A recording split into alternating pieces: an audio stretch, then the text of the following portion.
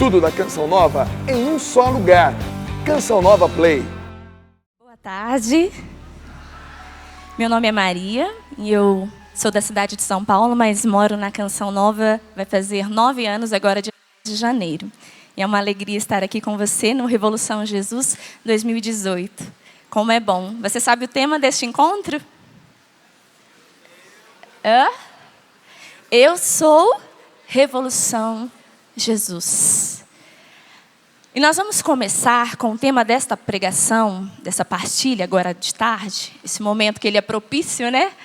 Não é propício para dormir, tá? É propício para que você possa ouvir a voz de Deus, que vai falar ao seu coração nesta tarde. Quem está vindo pela primeira vez? Muito bem, seja muito bem-vindo. Quem já é veterano? Aê, obrigada por ter voltado, muito bom. Gente, o tema da pregação dessa tarde é baseado num jovem. E o tema é a coragem de seguir. Nós vamos começar com a palavra de Deus. Por gentileza, você pode pegar na palavra em São Marcos 10. Diz assim: Jesus saiu caminhando. São Marcos, capítulo 10, versículo 17. Jesus saiu caminhando quando veio alguém correndo. Caiu de joelhos diante dele e perguntou: Bom mestre, que devo fazer para ganhar a vida eterna? E eu vou pegar alguns detalhes desse trecho da palavra. Um detalhe é: Jesus saiu caminhando. Percebeu? Eu queria que vocês prestassem bastante atenção neste texto. Jesus saiu caminhando. Quando veio alguém correndo, olha que diferença de estado de ânimo. Alguém caminhando e vem alguém correndo. O jovem caiu de joelhos e disse: Bom mestre, que devo fazer para ganhar a vida eterna? Paramos aqui nesse trecho, quando o jovem pergunta: Bom mestre, que devo fazer para ganhar a vida eterna? Nós sabemos que quando nós conhecemos alguém bom, possivelmente nós gostamos de estar próximos a essa pessoa. É certo que a gente gosta de estar perto de pessoas boas, perto de pessoas que, querendo ou não, nos fazem bem. Mas existem também aqueles que estão próximos a pessoas porque sabem que elas são boas, mas também porque podem corresponder aos seus interesses. Sejam eles legítimos, positivos ou não. Mas é certo que a gente gosta de estar próximo a pessoas boas, correto? Quem está perto aí de você é uma pessoa boa, possivelmente, não é? Senão não estaria aí do seu lado. Ou, por acaso, pode ser um desconhecido. E aí você não sabe ainda se é boa ou não. Mas também essa pessoa pode não te conhecer. E isso significa que ela também não sabe se você é boa ou não. Bom ou não. Mas esse jovem sabia quem era Jesus. Por isso ele foi correndo. Porque ele sabia, conhecia aquele homem. Vamos ver como continua essa história. Ele perguntou para Deus o quê? Para Jesus? Bom mestre, que devo fazer? Olha o detalhe. O que eu devo fazer para ganhar? Então nós temos 2 verbos, fazer e ganhar. O que devo fazer para ganhar a vida eterna? Percebe que quando a gente tem um relacionamento com alguém, por certas vezes, porque ele é bom ou porque ela é boa, porque eu enxergo qualidades nesta pessoa, possivelmente eu me aproximo dela porque ela me faz bem. Ou, se for um relacionamento utilitarista, eu me aproximo dela porque ela pode me dar algo. Nesse caso, não estamos julgando esse jovem, mas estamos observando ali, vendo o que está acontecendo nessa história. E quando ele chega aos pés do mestre, porque não sei se vocês repararam, mas ele caiu de joelhos aos pés de Jesus. e o chamou de mestre. Isso significa que ele sabia que Jesus era o mestre, que ele o reconhecia como seu Senhor. E esse jovem, caindo aos pés de Jesus, ele pergunta: mestre, que devo fazer para ganhar a vida eterna? Gente, Jesus ele responde de uma forma muito interessante. Ao que parece, Jesus ele percebe que aquele jovem tem o costume, talvez ali, de se relacionar assim, fazendo algo para ganhar algo. Sendo muito bom naquilo que ele fazia, para ser merecedor de alguma recompensa, de algum bem. E talvez esse relacionamento não fosse o relacionamento, como que nós podemos definir um relacionamento de intimidade, de conhecimento verdadeiro. Sabe aquela pessoa que você assim, dá uma olhadinha, você já sabe o que ela quer dizer. Funciona mais entre mulheres, né? Nós mulheres, a gente dá uma olhadinha assim, regala os olhos, dá um sorrisinho, você já disse. Aí a pessoa, se tiver um rapaz no meio, geralmente ele fala assim: o que foi? Que aconteceu alguma coisa? Eles são mais... eles não percebem tão fácil esses detalhes. A mulher não. A mulher olhou de longe, ela já sabe. E Jesus, ele era conhecedor. Jesus é conhecedor do coração humano. Diz a palavra de Deus que Jesus conhece o coração humano. Ele sabia quem era aquele jovem que se aproximava dele. E ali, nós vemos que Jesus, ele sabia que aquele jovem fazia por merecer. Continuando esse diálogo, esse jovem diz, aliás, Jesus responde: só Deus é bom e mais ninguém. Conheces os mandamentos. Olha só Jesus falando para ele. Conheces o mandamento, os mandamentos. Você que está aqui hoje, conhece os mandamentos? Não se preocupe, eu não vou fazer perguntas da catequese, tá? Que eu sei que alguns já saíram da catequese já faz bastante tempo. Mas Jesus sabia que ele conhecia os mandamentos. E o que ele fala? Jesus, né? Você conhece os mandamentos? Não cometerás adultério.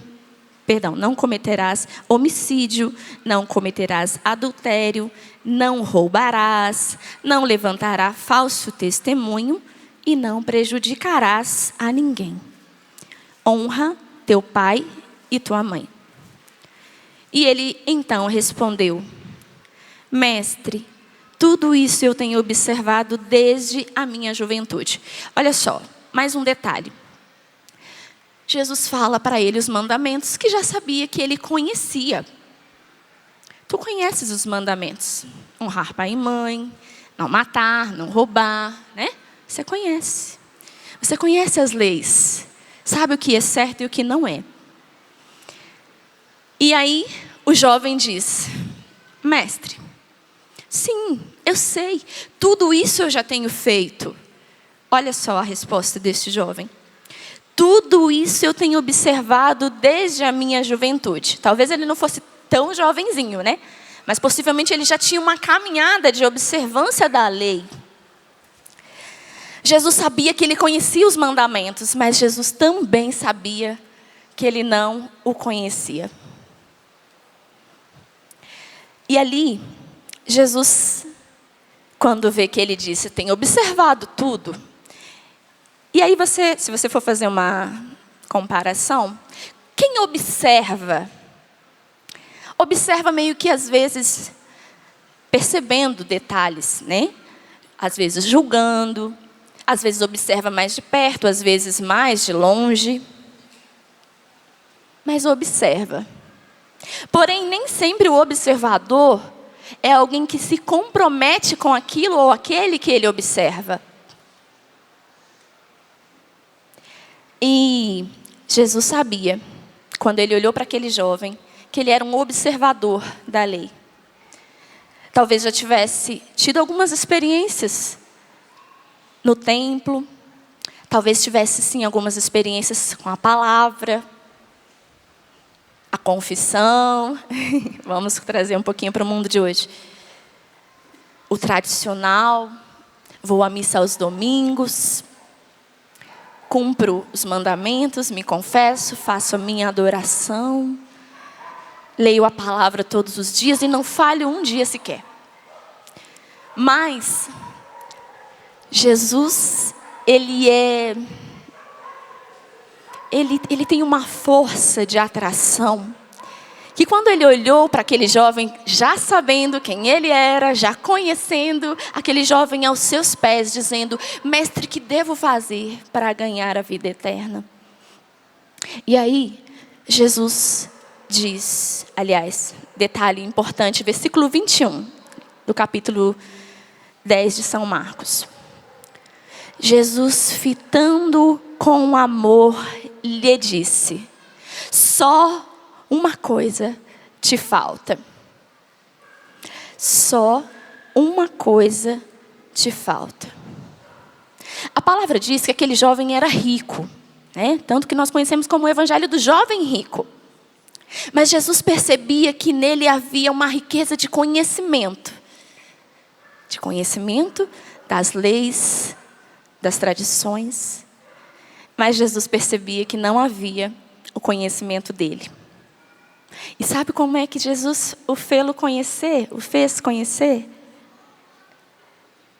Quando ele fita os olhos sobre ele, sobre aquele jovem. Imagina, né? Ele chega desesperado, corre, ajoelha, pergunta: como que eu posso fazer para ganhar a vida eterna? E Jesus, sabe aquele olhar 43 que a gente costuma dizer? Aquele olhar que você, de repente, se percebe olhado, se percebe fitado. E o dicionário, quando você procura o significado de fitar, que é o que diz a palavra, Jesus, fitando-o com amor, disse-lhe: só uma coisa te falta. Fitar, segundo o dicionário, vai dizendo que é mirar-se, que é cravar os olhos no outro. Então, sabe quando você de repente se percebe olhado por alguém? Sabe aquela menina que às vezes está toda bonitinha, né? Linda, passando e achando que está tranquilo, distraída. De repente tem alguém que te olha e você, opa!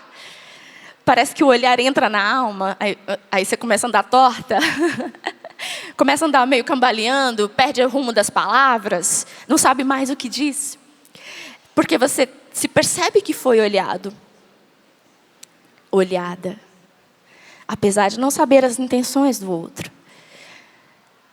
E quando alguém enxerga o nosso coração, porque ultrapassou o que é físico, o que é estético e foi para a alma, a gente se percebe quase que como impotente, sem forças.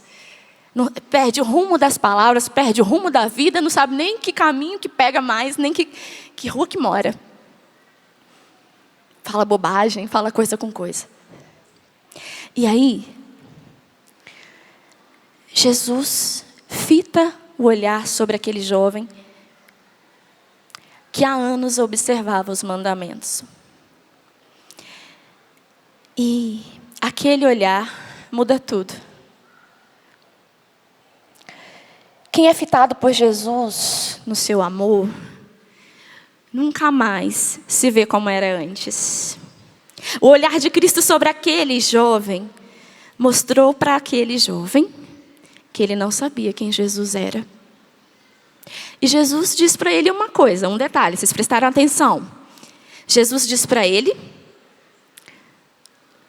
uma só coisa te falta.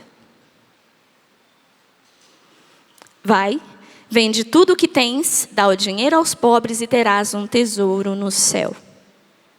Depois, vem e segue-me. Por aqui, nós percebemos que quando Jesus diz para ele: uma só coisa te falta, você pode observar isso, conforme essa palavra, a sua vida. Você já se percebeu faltante em algo? Você já percebeu se na sua vida te falta algo? Porque nesse detalhe a gente pode perceber o seguinte: essa frase de Jesus, só te falta uma coisa, pode ter alguns significados. E eu fui anotando aqui esses significados, né? Pode significar que não falta nada além de, como ele disse aqui, vai, vende tudo que tem, dá aos pobres e terás um tesouro no céu. Ou pode significar, você tem muito, você faz muito, mas te falta algo. E pode ser o mais importante. Ou então, falta pouco. Falta só uma coisa. Basta uma coisa, porque só uma coisa te falta. Uma coisa. Para alguns, quando parece que falta uma coisa só, parece que você está muito próximo de conseguir. Para outros, quando te falam, só falta uma coisa, o mais importante, parece que está mais distante, porque você se vê incapacitado, impotente de conseguir aquela uma coisa.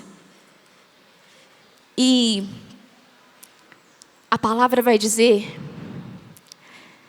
que Jesus o fitou antes disso. Antes dele dizer, ele fitou aquele jovem com amor.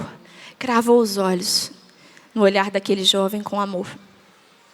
E ali, quando aquele jovem se sente olhado, ele perde o rumo, né?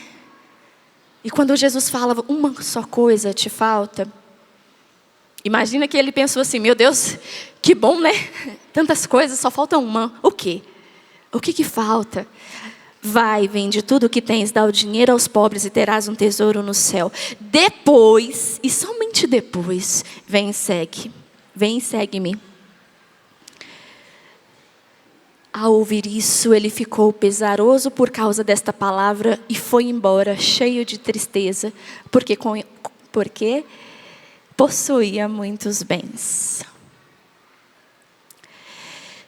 Eu quero perguntar para você que está aqui hoje, o que te falta?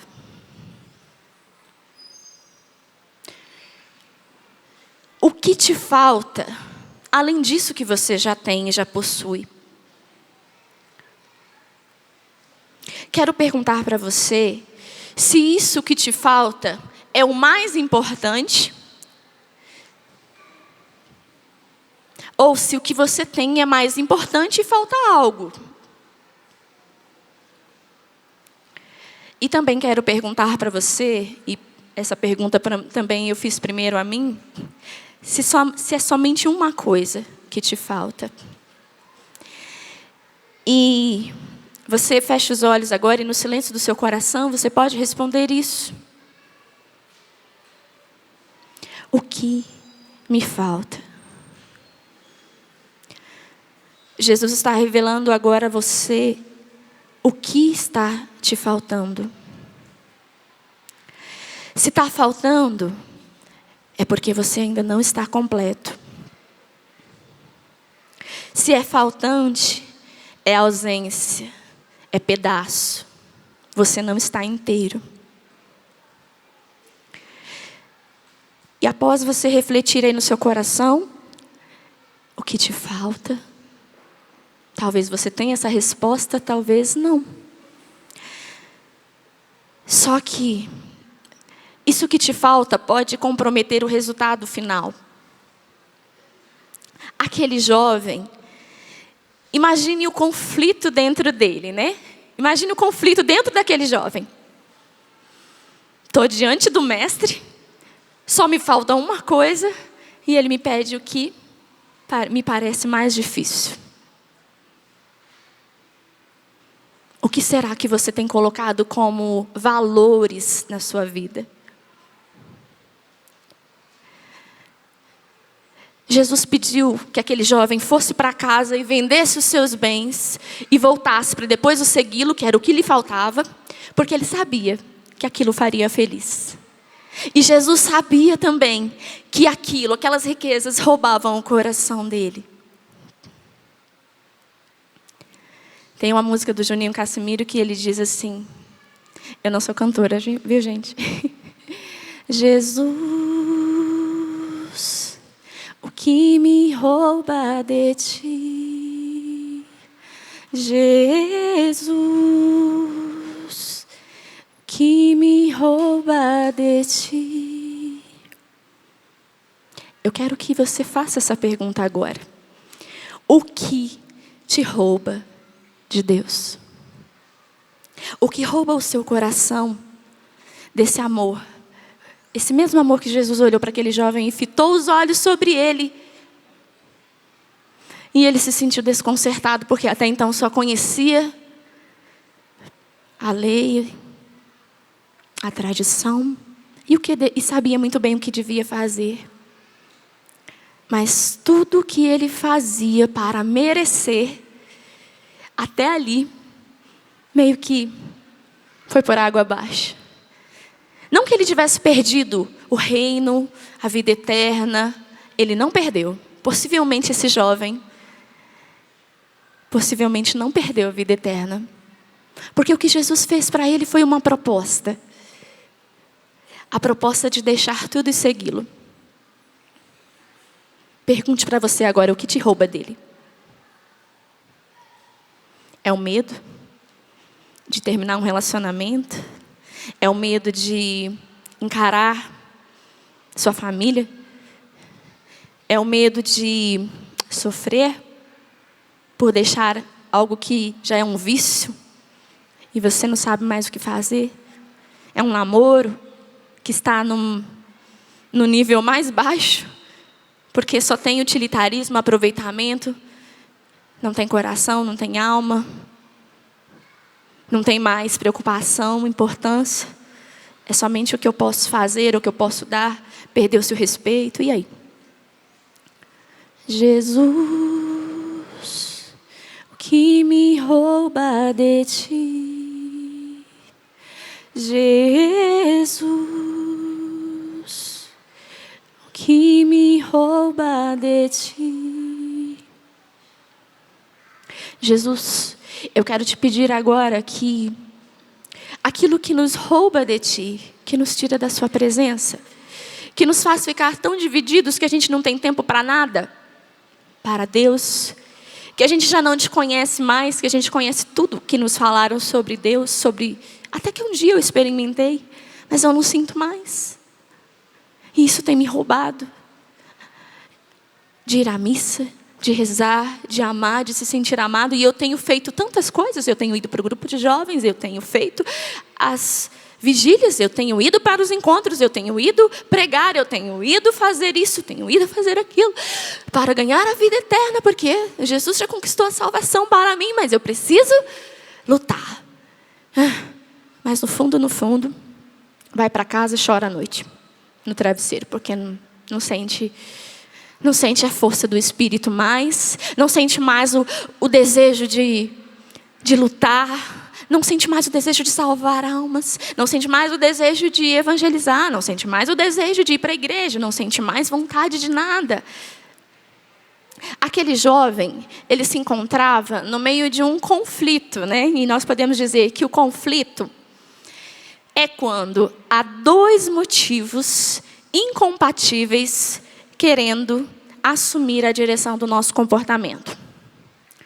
Conflito é quando há dois motivos incompatíveis querendo assumir a direção do nosso comportamento. Esses conflitos geram em nós ansiedade, angústia, medo do futuro, medo da escolha, medo de se decidir. Aquele jovem vai para casa e o que diz a palavra? Que ele foi para casa pesaroso, triste.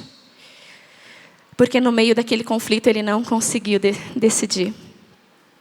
Ele não conseguiu dizer sim àquela proposta, porque era muito difícil voltar, vender tudo. Afinal, o que os amigos iriam dizer? O que a família vai falar? Imagina, o pai pensou em tudo para aquele jovem, era um grande empresário.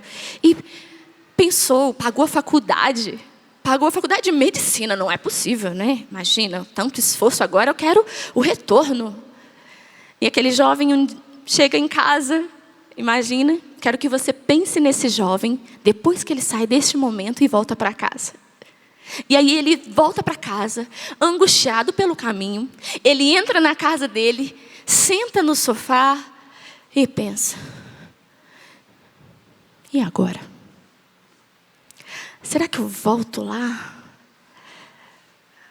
Será que eu mudo o rumo, decido o contrário e, sei lá, tomo uma decisão para valer, mudo de vida, né? Afinal, eu gosto de mudança, gosto do novo, ano novo, vida nova.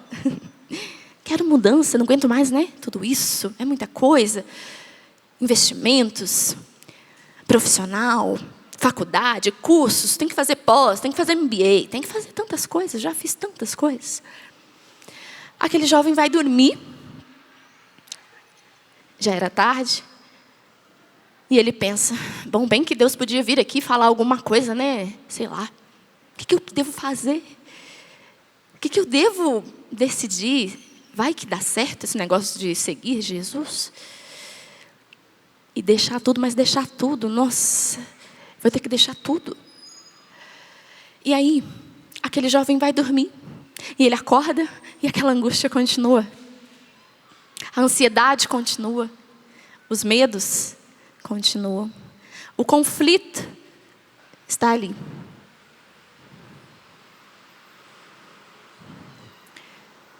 Antes de entrar para a Canção Nova, eu vivi uma experiência bem parecida. Claro, no sentido de comparação.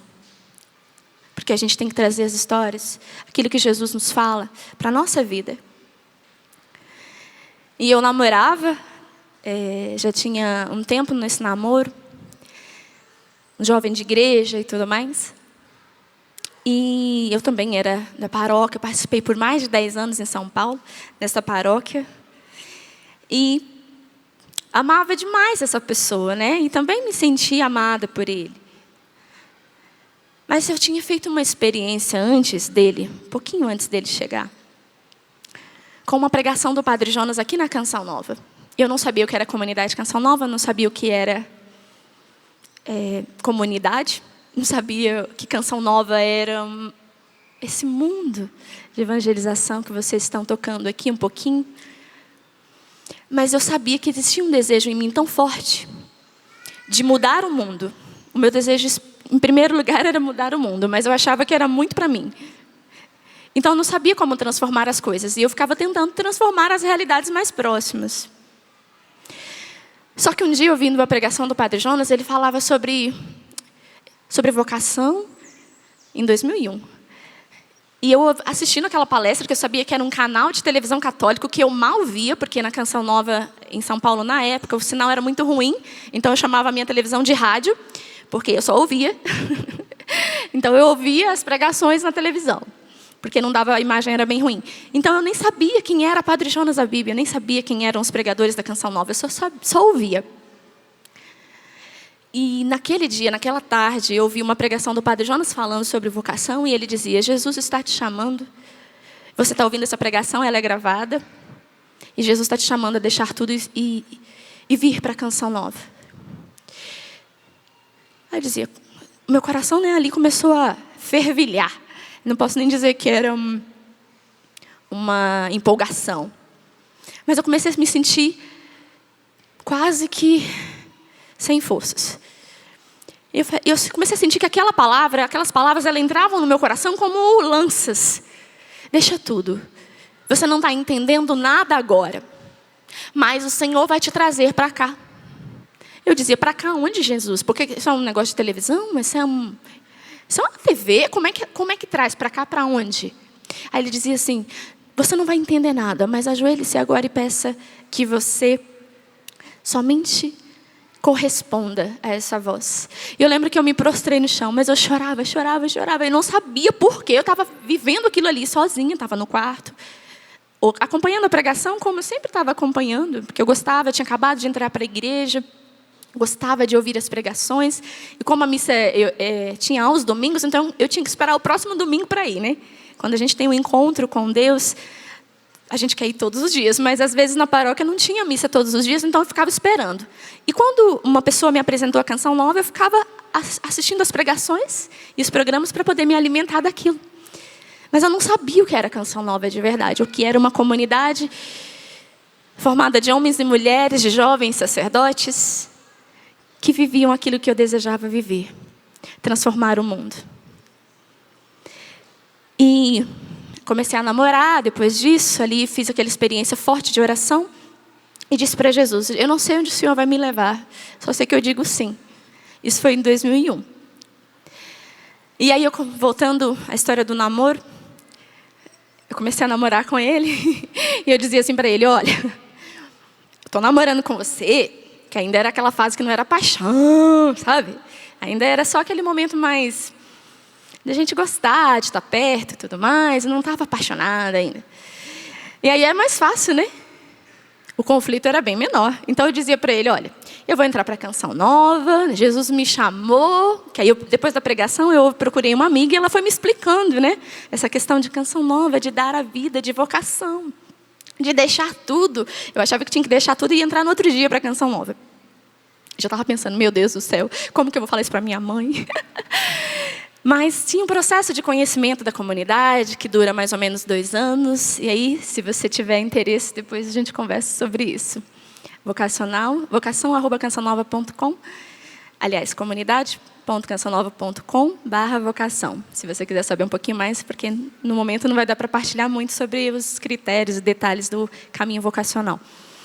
Mas ali eu tive que falar para esse meu namorado, né? Eu vou entrar para a Canção Nova. Ele dizia, não, qualquer coisa a gente entra junto. Eu dizia, não, mas a vocação quem tem sou eu. Eu não entendia muito.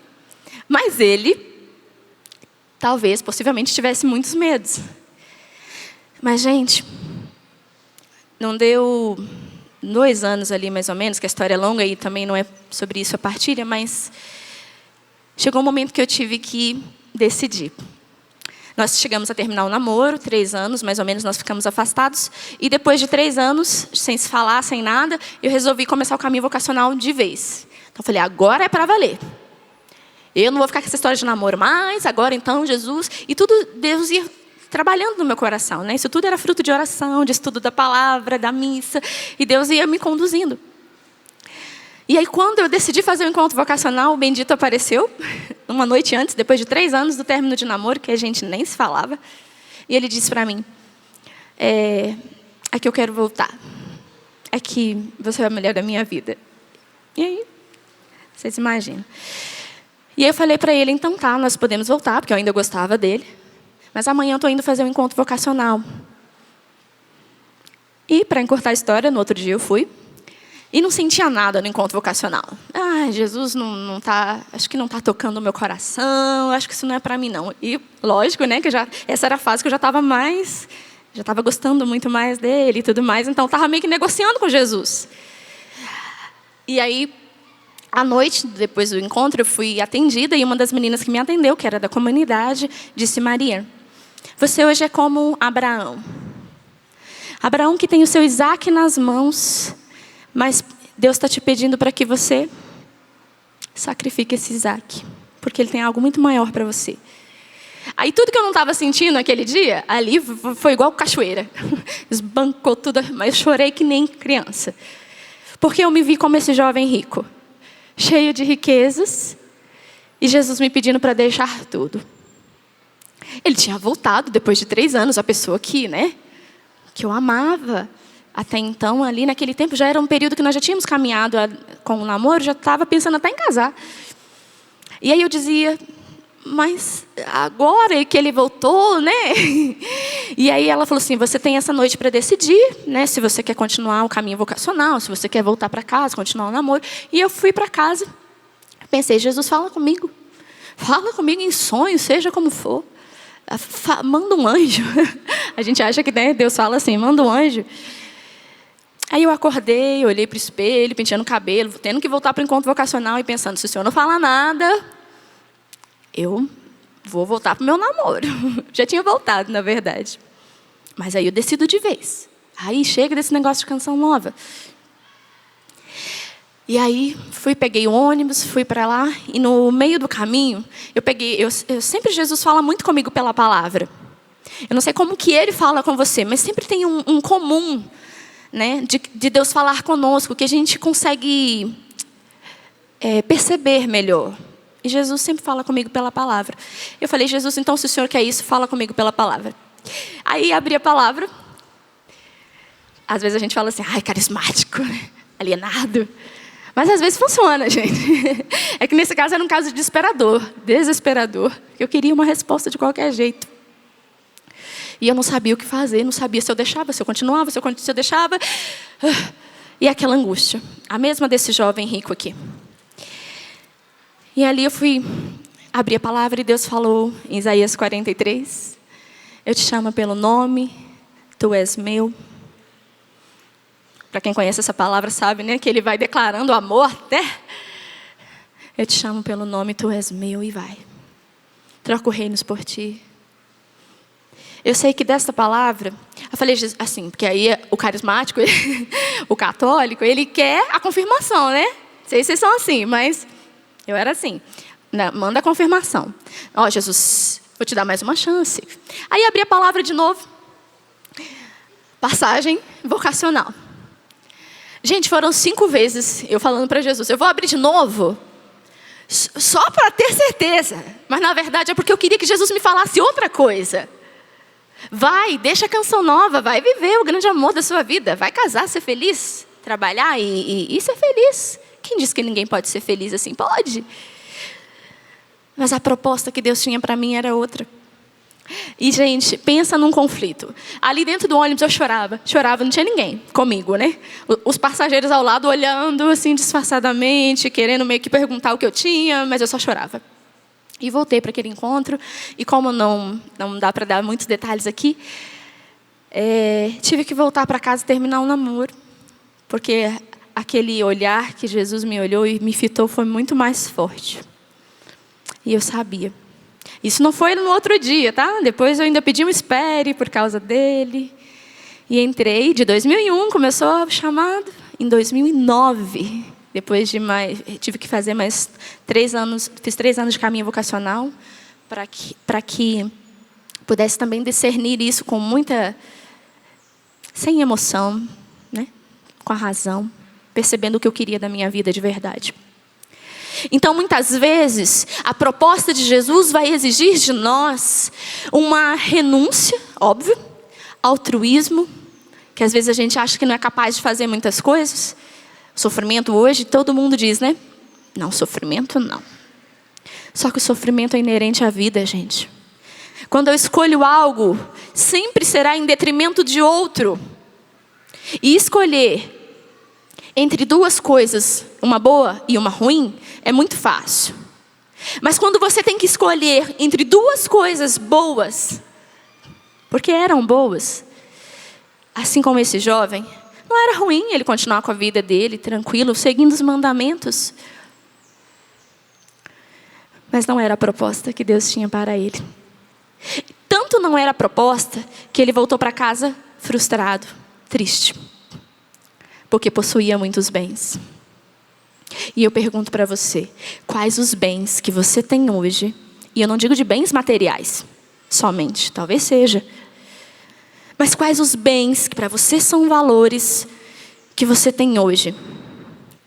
E que te rouba de Jesus? Gente, tem uma pesquisa que é de um psicólogo americano chamado Martin Seligman. Não sei se eu estou dizendo o nome dele corretamente. Mas ele diz sobre a questão da felicidade. E essa pesquisa, ele fala que a felicidade é a soma de 3 coisas. O prazer. Prazer eu acho que eu não preciso detalhar, você sabe o que é, né? Aquela sensação boa de fazer algo bom, de estar com amigos, de ouvir uma música boa. Aquilo que nos dá prazer. Segundo, o engajamento, que é a profundidade do envolvimento entre a pessoa e aquilo que ela faz. Aquilo que diz de nós, sabe? Sabe quando você está lá no trabalho e de repente você está fazendo algo, ou você está numa profissão que não é a sua? Você sente assim, não é isso. Ou então, você está numa faculdade. Eu vi isso acontecer muitas vezes no curso que eu fiz comunicação em São Paulo, antes de entrar para a comunidade. E eu vi que começou o curso com 120 pessoas e terminou com 50 e poucos. Possivelmente, óbvio que Algumas razões devem ter sido outras, mas muita gente ali eu percebia que não estava encontrado na vocação profissional ali, né? Mas é preciso ter coragem também de dizer que não está, você não está ou no curso certo, ou na profissão correta, ou com a pessoa correta. Ou você não está sendo essa pessoa correta. E ele diz que tem uma terceira que é o significado, que é a sensação de que nossa vida faz parte de algo muito maior. E ele diz também que o problema é que nós concentramos os nossos esforços naquilo que é o menor desses três, que é o prazer. Porque ele diz que os mais importantes são o engajamento e o significado. E aí eu pergunto, aquilo que você faz hoje, que você vive hoje, as experiências que você tem hoje, com a idade que você tem cronológica, elas geram essas realidades, prazer, engajamento e significado? Porque eu olhava para a minha vida e mesmo namorando aquele rapaz bonito que cantava no ministério de música da paróquia, que falava, nossa, eu nunca vou encontrar um igual assim, perfeito assim. Que a gente quando ama, tudo é perfeito, né? Nós não enxergamos problemas nessas pessoas. Mas não tinha significado que tinha quando eu via os missionários da Canção Nova trabalhando, evangelizando. Eu dizia, parece comigo, eu quero ser assim. Mas não quero deixar isso aqui. Não quero deixar esse amor, porque, né? E aí, gente, esse Seligman, que é esse psicólogo americano, ele mediu em laboratório os efeitos do altruísmo e percebeu que um único ato de bondade é capaz de melhorar os níveis de felicidade por até 2 meses. Isso é ciência, tá? Não estou falando nada aqui no sentido de igreja. Mas a gente sabe que o evangelho causa isso em nós. Que o altruísmo, às vezes, de deixar o que nos rouba de Deus, nos causa mais felicidade, apesar de, num primeiro momento, parecer que é o fim da vida. Porque eu chorei, gente. Chorei. Com força. No dia que eu tive que chegar e dizer, não tem como continuar, eu chorei, mas chorei com força. Porque eu amava. Eu estava deixando algo que eu amava. Não era algo que eu não queria mais. Mesmo com tudo que eu vivia, naquele relacionamento, na situação de comprometimento ou não, ali eu estava fazendo uma escolha. E esse conflito que é quando há 2 motivos incompatíveis querendo assumir a direção do comportamento, do nosso comportamento, eu tinha ele e a Canção Nova. E por muito tempo, por 7 anos, caminhei com essas 2 realidades. Mas chegou uma hora que eu tive que tomar uma decisão. E graças a Deus eu fiz a escolha que hoje eu julgo ter sido a escolha certa. Graças a Deus. Porque o que eu vivi aqui na Canção Nova, ao longo desses 9 anos de evangelização, de lutas, de desafios, de muito crescimento, de perceber que eu nem me conhecia, porque eu me achava o máximo lá fora, pregava, evangelizava, nossa. Chega na Canção Nova, gente, Deus começa a revelar quem nós somos através de nós mesmos. E o outro que convive conosco em comunidade revela também quem nós somos. E nós revelamos quem Ele é. Porque você percebe que não tem um temperamento tão bonzinho assim. Que não tem uma paciência tão grande assim. Que tudo que você faz aqui dentro não é pelo que você faz. É pelo que significa. E a minha vida passou a fazer tanto sentido, mesmo sofrendo, porque até o diácono Nelsinho, no nosso discipulado, ele brincava, cantava, ele dizia assim, se sofre, se luta, está chorando, quer ir para casa? Não! Sabe aquela brincadeira de televisão que tinha quando a gente era criança? Você troca, você não está vendo, né? Você só está escutando. Você troca uma bicicleta por uma caixa de fósforo. Aí você não está escutando, vai na sorte. Sim! Daqui a pouco ele faz, você troca então a caixa de fósforo por uma casa. Não! Então muitas vezes nós agimos assim. Trocando aquilo que é o bem que nós precisamos por aquilo que é o bem que nós queremos e que nós julgamos ser um bem, um valor. Numa outra pesquisa de Harvard, nossa, eu vou falar em inglês aqui, gente, agora. Nasci no Ceará, fui criada em São Paulo, moro há 9 anos em Cachoeira Paulista, então você imagina o sotaque. O estudo de desenvolvimento adulto de Harvard, que quem fez foi o 4º diretor desse estudo, é um psiquiatra chamado Robert. E ele diz que possivelmente esse era o estudo mais longo sobre a vida adulta que já foi feito durante mais de 75 anos. Então eles acompanharam jovens da faculdade e adolescentes jovens de um outro lugar, de uma região mais pobre. E acompanharam eles durante uma vida, né, até seus... Digamos ali, o estudo durou mais de 75 anos. Né? Agora tem mais, que essa pesquisa eu vi na BBC em novembro de 2015. E ela diz que ele diz, né, que entrevistou a vida de 724 homens, ano após ano, perguntando sobre a vida, o trabalho, o que fazia, os relacionamentos, fazendo exames, escaneando o cérebro e vendo, porque o objetivo da pesquisa era descobrir o que nos mantém, no caso, saudáveis e felizes enquanto nós passamos pela vida. E aí, eles fizeram uma pesquisa com a geração Y, que vocês sabem que é os nascidos após os anos 80, até meados dos anos 90. E perguntaram quais eram os objetivos mais importantes da vida daqueles jovens. E as respostas que vieram foram 3. A maioria, né? 80% disseram que era ficar rico. Lembram-se que a pergunta era os objetivos mais importantes da vida deles. E a segunda foram os outros 50% desses mesmos jovens adultos disseram que era ficar famoso.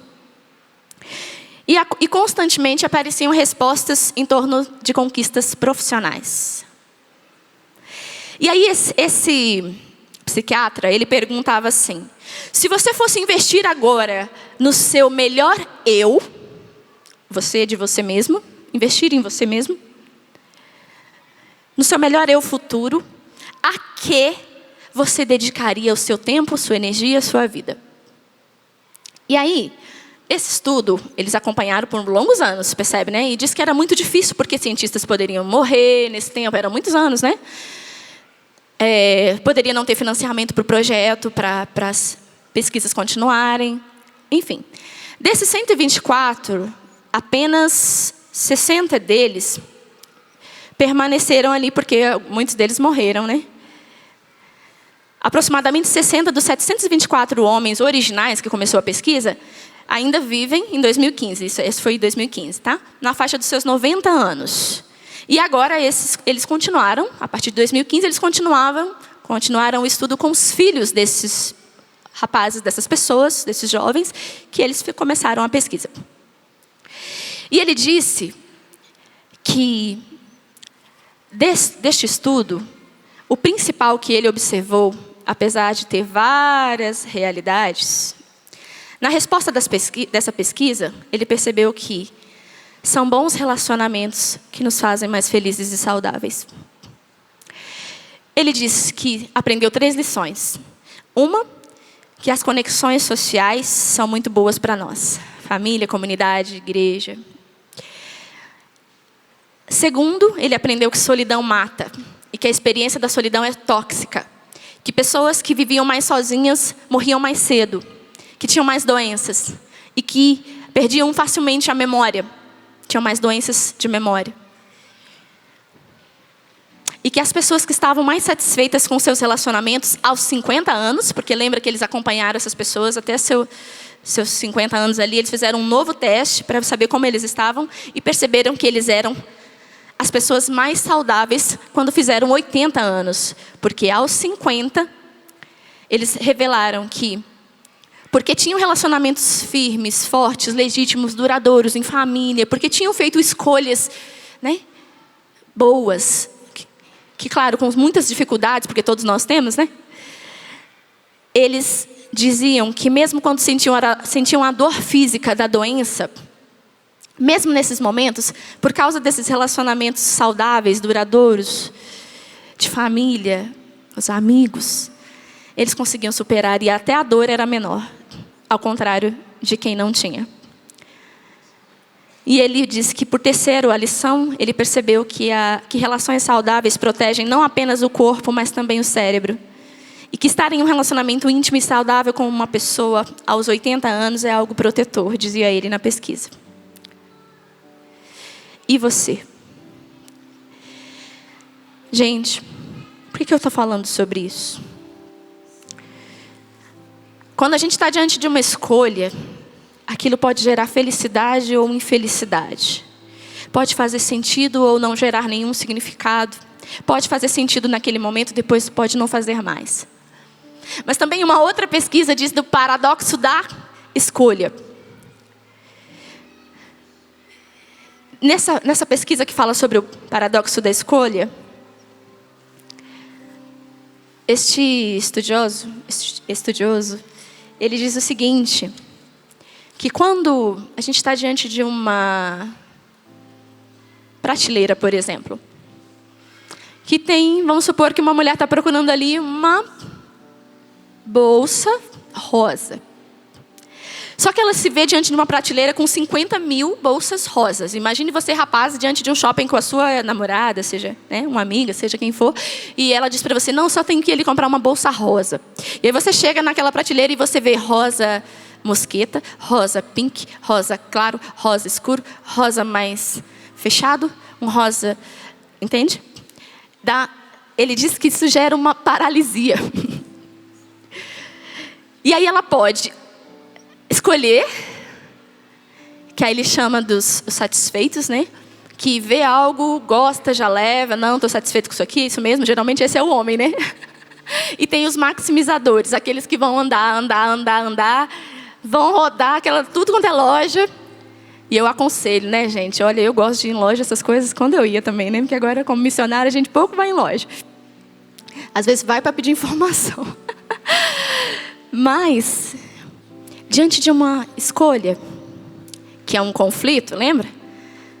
Quando há dois motivos incompatíveis querendo assumir a direção do nosso comportamento. Lembra que são duas incompatíveis? E aí eu estou usando essas pesquisas para falar do conceito de felicidade, do conceito da escolha. Porque diante de escolhas, às vezes nós ficamos paralisados. Porque não temos coragem. Como aquele jovem se colocou de joelhos diante de Jesus e disse, o que eu devo fazer para ganhar a vida eterna? E Jesus, só te falta uma coisa. Eu imagino aquele jovem pensando assim, igual eu fazia antes de entrar para a Canção Nova, porque eu levei aquele tempo de discernimento ainda. Eu lembro que eu andava nas ruas assim, pensava assim, se eu morasse numa casa assim, tivesse meu emprego, um bom emprego, lutasse por um curso bom, morasse numa casa, levantasse cedo, trabalhasse, porque a vida de São Paulo, quem é aqui de São Paulo ou já foi, sabe como é que é a vida, né? Não é fácil. Leva 2 horas para você chegar num lugar que geralmente se leva 20 minutos, por causa do trânsito. Aí eu ficava me imaginando ali com mais uns 10 anos para frente, casada, com filhos, pensando. Isso não me trazia esse sentido e esse significado. E aí eu cheguei à conclusão que eu tinha que deixar. Porque eu me imaginava ali uns 10 anos para frente e pensava assim, mas e se eu chegar lá e me arrepender? E óbvio que você pensa esse paradoxo da escolha, né? O custo-benefício, você compara se tomou a decisão certa ou não. Só que quando você está na escolha certa, por mais que você viva os desafios, sofra, Deus do céu, como foi sofrido fazer essa escolha. Mas eu sabia que isso fazia tanto sentido para mim e ainda faz. E foi difícil, porque eu fui ali negociando com Deus. E se você está fazendo isso hoje, negociando com Deus, pare e pergunte a Ele, Jesus, o que me rouba de Ti? Porque é certo, você está negligenciando a sua felicidade. E aí, para finalizar, a palavra do ano eleita pelo dicionário Oxford, que é um dicionário que elege uma palavra mais dita, mais falada durante o ano, e esse ano de 2017 agora, foi Youthquake. O que significa? É uma palavra que homenageia a revolução promovida pelos jovens. E esse termo significa uma mudança cultural, política ou social, significante, provocada pelas ações ou influência de pessoas jovens, e remete a tremores fortes como o terremoto. E aí, essa definição, numa tradução livre, eles traduzem como terremoto jovem. Eu me recordei dessa semana, quando a gente ouviu as notícias sobre o Trump, né? E o líder norte-coreano. Cada um deles disse o seguinte, que bastava apertar um botão para que houvesse a destruição em massa, né, do país do adversário. Então o líder norte-coreano Kim, não sei falar o nome dele, né, mas você sabe quem é, manteve o tom de ameaça aos Estados Unidos em seu pronunciamento no Ano Novo. E ele disse, sempre tem na mesa dele um botão nuclear. E o Trump usou o seu Twitter para poder responder. Aí ele disse o seguinte, o botão nuclear está na mesa dele, né, estava se referindo ao Kim, todo o tempo. Alguém de seu regime abatido e sem alimentos pode avisá-lo que eu também tenho um botão nuclear? Mas é um muito maior e mais poderoso que o dele, e o meu botão funciona. E aí não quero entrar nesse mérito, mas eu estou querendo dizer de revoluções que as pessoas têm buscado fazer. Tem gente que acha que tem que apertar um botão e resolve todos os problemas. Só que na vida com Cristo não funciona assim. Por isso o Papa Francisco em 2013 na JMJ ele disse, jovens, sejam revolucionários. Eu peço que vocês sejam revolucionários que vão contra a corrente. Sim, nisto eu peço que vocês se rebelem contra esta cultura do provisório. Fica de pé agora. E diz isso para Deus. Qual é a revolução que você quer fazer? Qual é a revolução da sua vida hoje que precisa ser realizada, mas depende de uma decisão e essa decisão é sua? Porque Jesus ele dá o livre-arbítrio. Tem sim o paradoxo da escolha. Você pode ficar paralisado ou você pode mudar tudo. Mas isso é hoje o convite que Jesus te faz e só Ele vai poder te capacitar para isso. E Ele já fez isso. Feche os seus olhos, pensando no que te falta e qual é a revolução que você quer.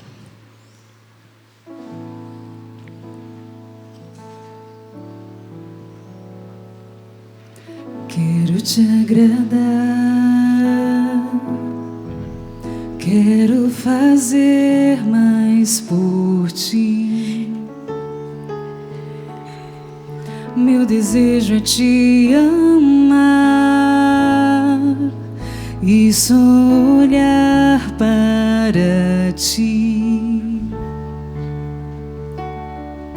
Sei que estou distante, mas não vou desistir. Só tenho o meu nada, mas eu quero olhar pra ti. Tens me amado tanto, tens me visitado sempre, me sustentando todo dia e me procurando a todo instante, me esperando, me esperando. Mas quem sou eu para deixar o meu Senhor me esperando, me esperando? Quem sou eu? Põe a mão no seu coração e diz: Jesus, o que me rouba de ti? Jesus, o que me rouba de ti?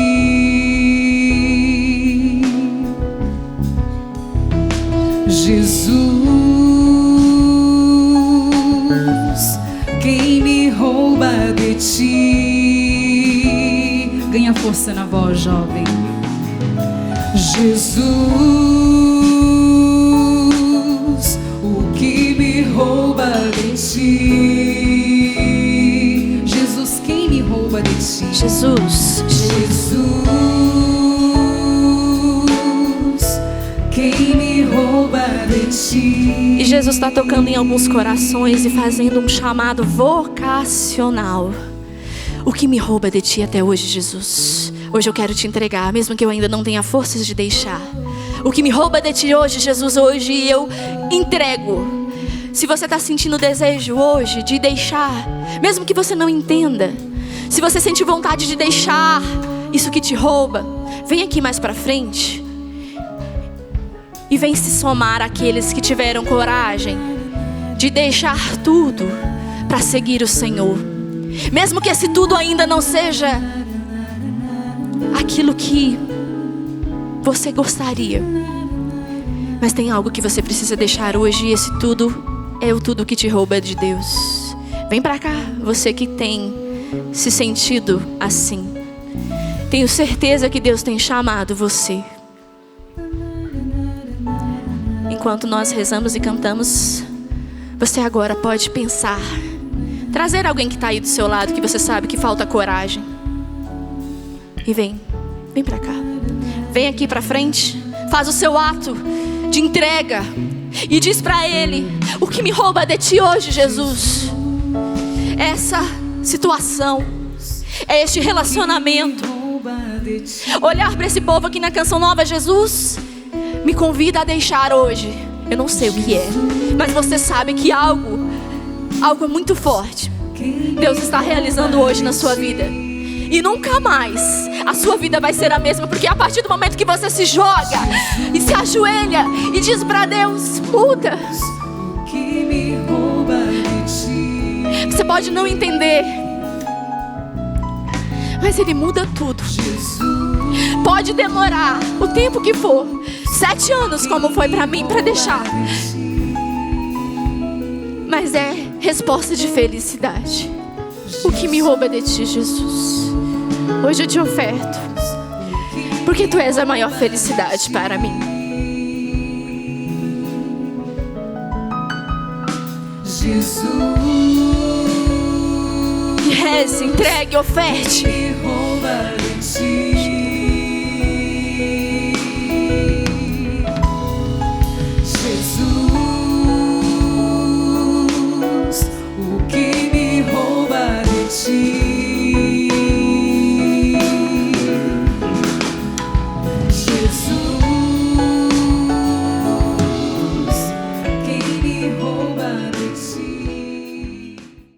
Tudo da Canção Nova em um só lugar. Canção Nova Play.